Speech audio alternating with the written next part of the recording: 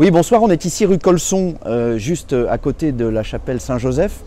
Chapelle Saint-Joseph qui préoccupe beaucoup les riverains de Vauban, puisqu'il y a un projet de démolition de cette chapelle. Alors avec le collectif Faire respirer l'île, nous avons voulu venir à la rencontre de ces riverains et nous sommes avec Violette Spielbout, notre tête de liste, qui va au fond nous expliquer la position que nous prendrons demain lorsque nous serons en responsabilité à la mairie sur ce dossier. Oui, alors effectivement, ça fait un moment qu'on s'intéresse avec le collectif Faire respirer l'île à ce dossier, on peut dire dossier parce que ça fait plusieurs mois que les riverains se mobilisent. Et puis au-delà des riverains, beaucoup de personnes, de personnalités en France, je pense à Stéphane Bern qui a aussi pris position là ces jours-ci, ont signé une pétition, plus de 5500 pétitionnaires pour soutenir la chapelle, pour faire en sorte qu'elle ne soit pas démolie et qu'elle soit préservée. Donc ayant regardé le sujet, effectivement, cette chapelle Saint-Joseph, elle n'est pas classée monument historique. Mais n'oublions pas qu'elle est dans un quartier historique, dans le périmètre du Palais Rameau que nous aimons aussi, qui fait partie du patrimoine de la ville. C'est une chapelle précieuse au cœur des Lillois. Au-delà du culte, c'est un élément du patrimoine. Et il ne faut pas faire comme dans d'autres quartiers de Lille où on voit les grands bâtiments modernes remplacer l'ancien, l'histoire de notre ville. Alors oui, je le sais, il y a ici, sur le secteur du Palais Rameau et de la chapelle Saint-Joseph, un très beau projet porté par INCREA, un projet de moteur économique, agricole, écologique pour notre ville. Mais je suis convaincue que nous pouvons faire en sorte que ce projet reste à Lille, à Vauban, mais qu'il soit positionné ailleurs. Je pense par exemple au port de Lille ou à la friche Transpôle. Il y a d'autres projets, il faut qu'on mette tous les acteurs autour de la table pour à la fois concilier l'innovation économique et aussi la préservation de notre patrimoine.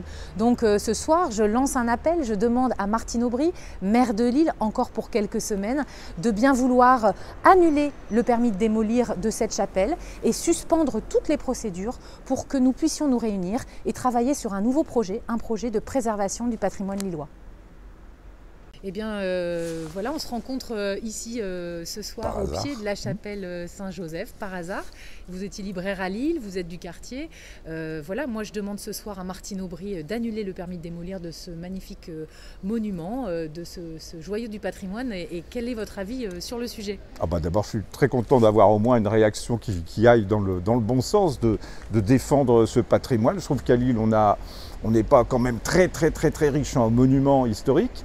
Et donc, ne serait-ce que sur le plan historique, après le problème de la foi ou autre, et c'est un autre problème, mais je pense que le contexte historique suffit pour qu'on conserve ce monument. Je trouve que, moi j'habite dans cette rue, donc je constate que de nombreuses personnes qui y passent lèvent le nez, prennent des photos, et donc je me dis, mais comment peut-on, à l'heure où on nous dit défendons le patrimoine, le tourisme, etc., la France c'est le tourisme, Lille, ville touristique par excellence, hein, dans le Nord c'est la plus belle ville, on va nous démolir ce bâtiment, je ne comprends pas. Alors qu'on nous présente la Cato comme étant fer de lance de la culture à Lille aussi, je ne comprends pas. Donc si on pouvait arrêter ce processus de destruction, je dirais bravo. Et vous avez pu discuter avec la mairie en tant que riverain sur alors là j'ai toujours été sidéré de voir que la mairie de Lille était une forteresse. Bonsoir madame, on se croise ce soir rue Colson, à l'arrière du collège Saint-Paul et devant cette magnifique chapelle. Vous êtes riveraine, vous habitez ici. Que pensez-vous du projet de démolition à venir? Je pense tout simplement que c'est une abomination. Dans la mesure où j'habite juste en face, je trouve que c'est d'une beauté rare et je trouve que ça ne devrait pas exister, qu'on puisse imaginer de démolir un tel bâtiment. D'abord parce que c'est un bâtiment religieux, c'est du catholique, c'est chez nous, c'est fort, c'est du cristal, c'est beau comme tout et on ne doit pas supprimer ce genre de choses. Après, je veux bien croire que comme ça n'a jamais été entretenu, il y a beaucoup de travail et beaucoup d'argent là-dedans. Mais ce n'est pas concevable qu'on puisse supprimer ça.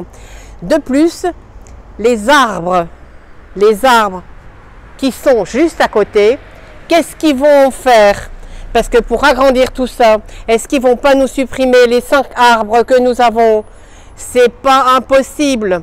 Pourquoi pas? Ça, c'est une deuxième chose. Et pendant qu'on est dans les critiques, je vais être méchante, l'île n'est pas toujours très propre, mais ça n'a aucun rapport avec notre belle chapelle. C'est pas grave, en tout cas comme ça on entend les Lillois qui s'expriment, c'est bien aussi. Moi je vais peut-être vous poser une question justement positive vers l'avenir. Comment vous voyez après le 28 juin, ce deuxième tour des élections municipales, je souhaite être la maire de Lille, je me propose pour être la nouvelle maire de Lille. Comment vous voyez l'avenir de ce lieu ?